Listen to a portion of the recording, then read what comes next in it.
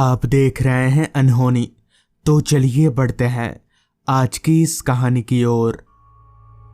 शाम के तकरीबन 6 बजे मैं जब नीलगढ़ गांव के बस स्टॉप पर उतरा तो मेरा मन जरा भी खुश नहीं था। कभी सोचा नहीं था कि इस कारण से गांव आना पड़ेगा। दरअसल अभी थोड़ी देर पहले ही मुझे दादाजी का फोन आया था। फोन पर उन्होंने बताया कि दादी जी अब इस दुनिया में नहीं रहीं। ये खबर सुनकर मुझे आज 20 सालों के बाद अपने गांव जाना पड़ रहा है, क्योंकि मैं एक अरसे के बाद अपने गांव आया था।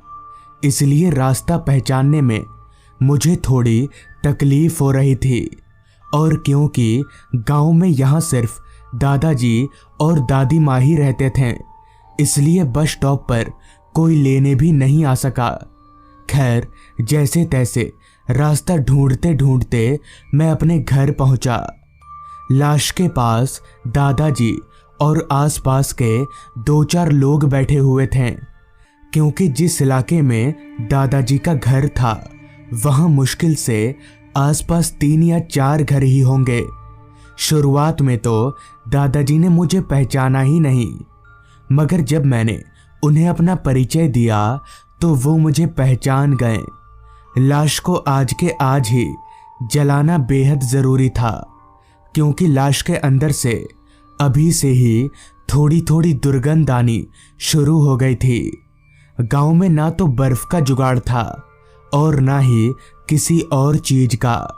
ऊपर से अब कोई लाश को देखने वाला भी नहीं आने वाला था। वहां मौजूद सारे लोगों से जैसे ही मैंने इस वक्त लाश को शमशान ले जाने की बात कही तो सारे के सारे एकदम से पीछे हट गए। उनका कहना था कि आज अमावस की रात है और अमावस की रात शमशान में जाना ठीक नहीं होगा। मैंने उन्हें समझाने की बहुत कोशिश की, मगर उनमें से कोई भी शमशान जाने को राजी नहीं हुआ। शाम धीरे धीरे रात में तब्दील हो रही थी। समझ नहीं आ रहा था कि अब क्या करूं, अकेले लाश को शमशान कैसे ले जाऊं।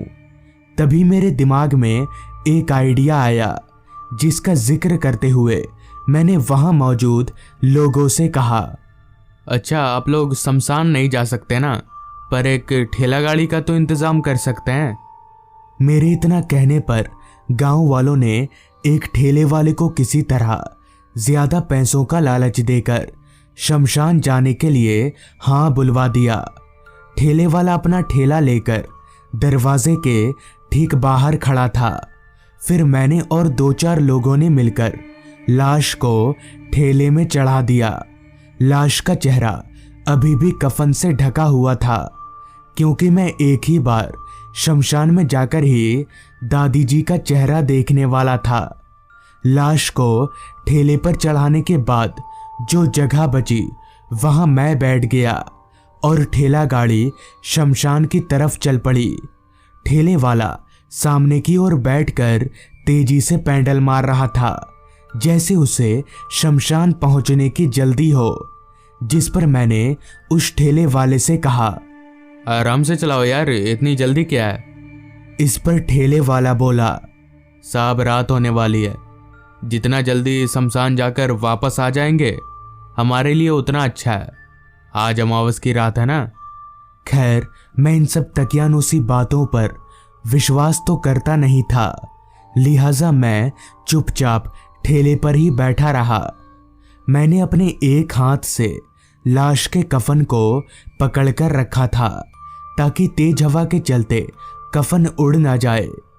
ठेला गाड़ी गांव के उस कच्चे रास्ते पर पूरी रफ्तार से चल रही थी। रास्ता इस कदर खाली था कि अगर उस रास्ते पर किसी का एक्सीडेंट हो जाए तो पानी पिलाने वाला भी कोई नहीं मिलेगा। दोनों बाजू जंगल और एक लंबा चौड़ा रास्ता। अभी हम लोग आगे बढ़ ही रहे थे कि तभी रास्ते के किनारे हमें कोई बूढ़ी औरत नजर आने लगी, जो कि हाथ दिखाकर ठेला गाड़ी रोकने का इशारा कर रही थी। जिस पर मैंने ठेले वाले से कहा, रुको रुको, ठेला रोको, शायद इन्हें कोई मदद की ज़रूरत है। हालांकि ठेले वाला ठेला रोकने को तैयार नहीं था, मगर मेरे जिद करने पर उसने ठेला रोका। ठेला रोकते ही वो बूढ़ी अम्मा जैसे तैसे ठेले में चढ़कर बैठी और हम लोग वापस से आगे बढ़ने लगे। मगर पता नहीं क्यों उस बुढ़िया का चेहरा मुझे कहीं देखा देखा सा लग रहा था, जैसे मैंने उसे पहले कभी देखा हो। तभी मैंने उस बुढ़िया से पूछा, अम्मा, इतनी रात गए कहाँ जा रही हो? इस पर बुढ़िया बोली, शमशान जा रही हूँ बेटा, तुम लोग वहीं जा रहे हो ना?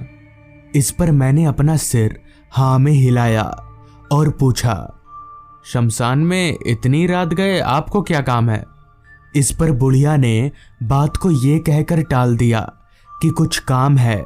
मुझे भी लगा शायद होगा कोई काम, जिसके बाद मैंने भी और कुछ नहीं बोला।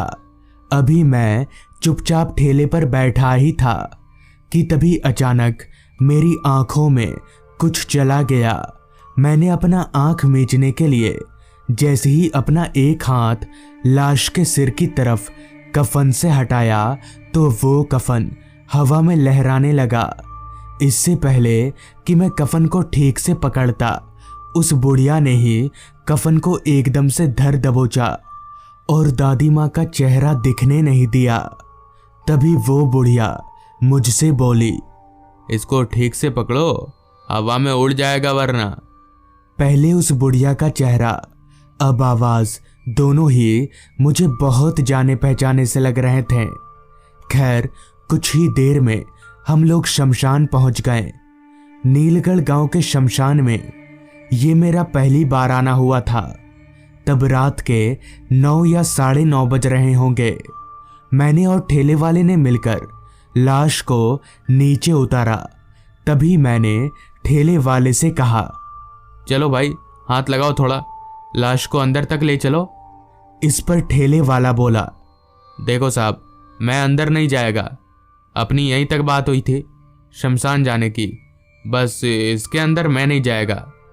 ठेले वाले की बात सुनकर मेरे बगल में खड़ी उस बुढ़िया ने कहा, चलो बेटा, मैं तुम्हारी मदद कर देती हूँ, ये नहीं जाएगा शमशान में। इससे पहले कि मैं उस बुढ़िया को कुछ बोलता, उसने झुककर लाश को एक तरफ से पकड़ लिया। मैं भी कुछ बोल नहीं पाया और लाश को दूसरी तरफ से पकड़कर शमशान के अंदर ले जाने लगा। शमशान पूरी तरह से खामोशी के गिरफ्त में था। दूर दूर तक हमारे अलावा और कोई इंसान नहीं था। शमशान के अंदर जाकर हमने लाश को जमीन पर रखा और मैं उस बुढ़िया को लाश के पास रखकर लकड़ियां लाने चला गया। शमशान चारों तरफ से जंगलों से घिरा हुआ था, इसलिए लकड़ी खोजने में मुझे कुछ खासा दिक्कत नहीं हुई। लकड़ियां लेकर मैं वापस दादी माँ की लाश के पास आया। वो बुढ़िया अभी भी उसी तरह से लाश के पास ही खड़ी थी। खैर, मैंने चिता सजाना शुरू किया। चिता सजाने के बाद अब सिर्फ लाश को जलाना ही बाकी रह गया था। इसलिए मैंने सोचा 20 सालों के बाद एक आखिरी बार दादी माँ का चेहरा देख लूं। ये सोचते हुए मैंने जैसे ही लाश के चेहरे पर से कफन हटाया तो मेरे होश उड़ गए। मुझे मेरी आंखों पर यकीन नहीं हो रहा था, क्योंकि दादी माँ का चेहरा और मेरे बगल में खड़ी उस बुढ़िया का चेहरा एक ही था। मतलब ये कि वो बुढ़िया कोई और नहीं बल्कि मेरी दादी माँ की आत्मा थी। तब जाकर मुझे समझ आया कि इनका चेहरा मुझे कहीं देखा देखा सा क्यों लग रहा था। और 20 सालों में मैं अपनी दादी माँ का चेहरा लगभग भूल चुका था, इसलिए मैं उन्हें पहचान ही नहीं पाया। मैंने एक नज़र दादी माँ की आत्मा की तरफ देखा तो वो मुझे देखकर मुस्कुरा रही थी। दादी माँ की आत्मा को देखकर पता नहीं क्यों उस वक्त जहाँ मुझे डर लगना चाहिए था, वहीं मेरी आंखों में आंसू थे। किसी तरह से मैंने लाश का दाह संस्कार किया और दाह संस्कार करते ही दादी माँ की आत्मा मेरी आंखों से ओझल हो गई। फिर मैं शमशान से बाहर निकला और सीधे घर चला गया। उस दिन के बाद से दादी माँ की आत्मा मुझे कभी नहीं दिखी। दादाजी अब मेरे साथ शहर में रहते हैं। आज उस घटना को 6 साल बीत चुके हैं, मगर अभी भी मुझे दादी माँ का वो मुस्कुराता हुआ चेहरा अच्छे से याद है और शायद मैं अपने जीते जी उस चेहरे को कभी नहीं भूल पाऊंगा। तो दोस्तों, ये थी आज की कहानी। अगर आपको ये कहानी पसंद आई हो तो चैनल को ज़रूर सब्सक्राइब कर लें। तो मैं आपका दोस्त आर्यन जल्द ही मिलूंगा आपसे ऐसी ही एक कहानी के साथ।